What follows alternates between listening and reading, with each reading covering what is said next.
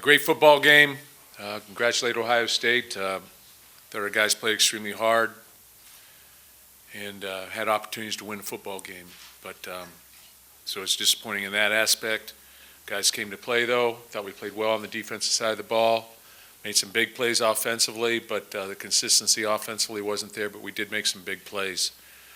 I think key things in the game obviously was really their ability to play defense when we had the win, so-called win. I'm not sure which way that thing's blowing sometimes, but in the third quarter, shutting us out. We won a lot of 3-and-outs. After the fake punt, we came up with 0 points, and I thought that we'd gain some momentum there, and we need to be able to score, and then obviously not converting on the 2-point conversion, and then end the game plays. But proud of our football team. We are where we're at right now. In some respects, we're playing very, very well. In other respects, we need to make more plays. But that's the nature of it. So I'll take some questions. Could you talk about the 2-point conversion, what your thought process was there? Yeah, all week long I'd said that, hey, if we get close to the end of the game, we're going for 2. We're going to take an aggressive approach and play to win a football game rather than to tie a football game at the end. So that's what I felt like we wanted to do. So we had a number of play selections. They had us covered up on that particular play. So, good job by them. But I felt like we still had an opportunity with 4 minutes to go, that the risk would be that if we stopped them, that we still had the opportunity to get the ball back and kick a field goal and win a football game. So, and we were moving the football a little bit, especially running it, and we had some big plays and things of that nature. So I felt like either way that we still had an opportunity to win the game. It wasn't at the end of the game where it's, 1 minute to go. We had 4 minutes to play it out. We had 2 timeouts left. To kick off after that should have been a hard squib down into their deep part of the field, and we didn't get that done. That didn't happen. So it was a miss. It was a miss hit, I guess, which flipped the field for them. We get the ball in the 25. We get beat off the edge. Cause fumble. Now it's 2nd and 20. Got an opportunity to hit an underneath route for 10. Decide to go throw into the wind, which is a bad decision, and they pick it. We had no timeouts left to end the game, but that's how I saw it at the end. But my thought process was all along that we were going to be, the way I saw this football game was we've been close in the past years. We would compete with these guys, and we'd have an opportunity to win at the end. And so my belief in what was happening was coming true, and I fully expected us to get that 2-point conversion. So that's why we did it. Coach, right here, you have a lot of shuffling of personnel throughout the year, including having to play a lot of freshmen. There were 2 instances in the second half. You had 12 men on the field. You had to call a timeout on special teams for one. You got a 5-yard penalty on the other. Can you take us through what happened on those 2 plays? Yeah, on the first one, LJ had made a long run and was winded. I wanted to get Gerald Owens in there. I wanted to play him anyway. So I called for him. He wasn't quite ready, or where LJ stayed in the huddle. You can't break the huddle with 12 guys. And if he would have come in and allowed the 12th guy to leave, then it would have been no penalty. But they broke the huddle with 12, so it was a 5-yard penalty. And then on the punt, where the punt return, where we had to take, there's 2 freshmen in there. There's 2 freshmen who alternate, and they happen to be in there on the same time. So fortunately, we saw that was the case and had to call the timeout. But those are going to happen sometimes. We're playing a lot of players this year, a lot of players. Mark, you've seen some really low times this year where things were. Are you able to assess where the improvement is on the line, on the defensive line? You had 3 sacks today, and sort of look forward and Sure. Just assess where you're at. Sure, we're playing as well right now defensively maybe as we have all season. I don't think there's any question about that. 3 sacks today. We got some pressure. We got some pressure on some other ones. We had to run out of it.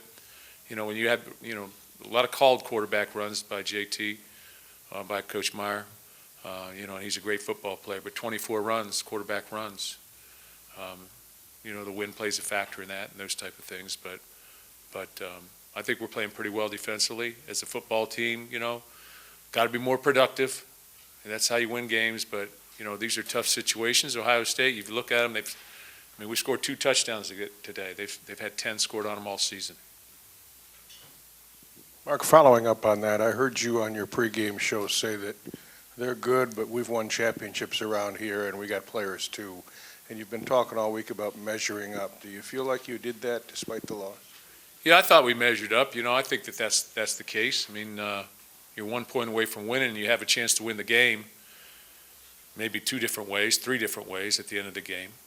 You have a chance to win it on the 2-point. You have a chance to win it with a good kick and keep them down there on the 20 and get the ball back about the 40. Drive 30 yards and kick a field goal. You got a chance with a 2-minute situation at the end of the game. So, but it's sort of how the season's rolled. Just got to make a play at the end of the game. We got to make a play. Come up -1 in the turnover margin. They don't really count the interception on the 2-point play, but come up -1 and, you beat a good football team, you got to win the turnover margin usually. And again, I thought we had explosive plays on offense, but the consistency level, other than the one drive, the second drive, the consistency of the drives, they weren't consistent. We had some big plays, but we need to have more consistency in performance down the field. Mark, you had 3 young guys on the D-line in Bowers, Alexander, and Panashuk. Big game for them, big-time situation for them. Can you just assess their play and just maybe your thoughts on what they're going to bring you for the future? Yeah, we started Panashuk, Raekwon Williams, at the defensive tackles. Kevin Williams went out early in the game with an injury, so he was unable to play. It's unfortunate. We're playing young player. Austin Robertson plays. Josh Kings played. Bowers, Dylan Alexander, who's a non-scholarship player, is playing for us and doing some good things. So we're playing a lot of different players in there, and their level of play is rising. But it does spell well for the future, and we'll have some other players coming along as well because we've got some guys that haven't played that are good football players as well. So we just got to keep moving and keep working. Coach, along those lines, we hear there's no such thing as a moral victory. I'm not convinced that that's true. I mean, you're running out every freshman and sophomore basically on your roster right now. You're playing Ohio State dead even for the whole afternoon. That's got to mean something, got to do something for those young men. Yeah, I think it does. I think it does mean something, but we can't evaluate that and be happy with that. I do think it means that, it's just like that old adage. Sometimes, you're not as far as you think you are, as good as you think you are. Other times you're not quite as bad as you think you are. And the inches really separate the two. And that's the story of our season right now. The inches have separated us in numerous opportunities that we've had. And you got to find those inches. It's the same thing we've talked about in the past when we've had these type of years. Haven't had one quite like this one, but the inches separate us. Mark, with the way you ran the ball, where did you have to get before the run would have been an option on the last series? If you'd had that good kickoff, would that have put the run in play? Yeah, I think if we would have got the kick and would have been about on the -40, I think we'd have been a little bit more run past things. I think he would have had, Mike probably would have been able to make the kick, a 40-yard field goal going with that wind as it was. That was his pregame assessment. But it was coming. The wind was coming directly, probably out of, well, I don't know. It's heading towards the southeast, I think. Semi. Okay, but I think we would have had to have a good kick down there. They had got the ball inside the 20 and not gotten a first down, and we got the ball back maybe about the 40, -40. We'd have probably been a little more run past, and feeling like we needed about 40 yards. Had no timeouts, though. We were in 2 pass plays. We had 2 open guys. 2. 1 on each play. So you got to make the throw. You got to make the catch. You got to protect. It all fits together. It all fits together. On a personal note for you, Mark, you look at your team. They were 3-7, playing the number 2 team in the country, and this team has not quit. They've not stopped. They've not fought the whole year. Can you talk about inside Mark Dantonio, the personal pride you have in your guys in their fight? Yeah, I'm very proud of our football team and the way they handled themselves not just on game day, but during the week in terms of how they get ready to play. Because everybody's all in. Everybody comes to practice. Like I've said, you really don't recognize with the practice what our record is in practice, whether it's this or it's that. Really no difference in the last couple of weeks. We've got a lot of young players playing. They work hard, and I appreciate that. Tough for our senior group as they lose this game in Spartan Stadium. They got one more to play. That's the reality of the situation right now. Then we will recollect ourselves and figure out who we are. But I am proud of the way we come to work every day and the way we come out into play every day. We play with excitement, play with toughness, a lot of effort. Got to make a play at the end of the game. Mark, when you look back at LJ's day, I think you got him the ball 21 times, used him out of the backfield and pass plays as well. I guess, what was it, especially on that touchdown drive, that allowed you to go to him over and over again every play? He's a good football player, and he's proven that he can make plays. Wanted to get Gerald in there as well, but I think we had 24 plays at the end of the first half. So, there wasn't, it was a slower type game. I think I can't have my glasses with me, but I think they had 60-some, low 60s, and we were high 50s in plays. So not a great deal of plays out there. So you got to take advantage of the plays that you have. But LJ is a good football player. He's a powerful back. He's got good feet. He's got speed. And we did a nice job blocking for him too on those plays. Great play selection on the second play of the game, big screen, and so he made things happen, executed.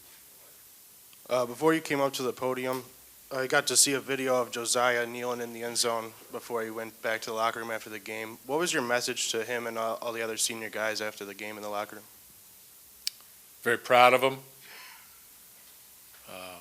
respect them, and wish them the best in their lives as they take this next step. We've got one more week to go, but for some guys, this starts to become the end when you're playing it in Spartan Stadium for your last time. So you start to think about things, as you get older, as you get a younger older, I guess.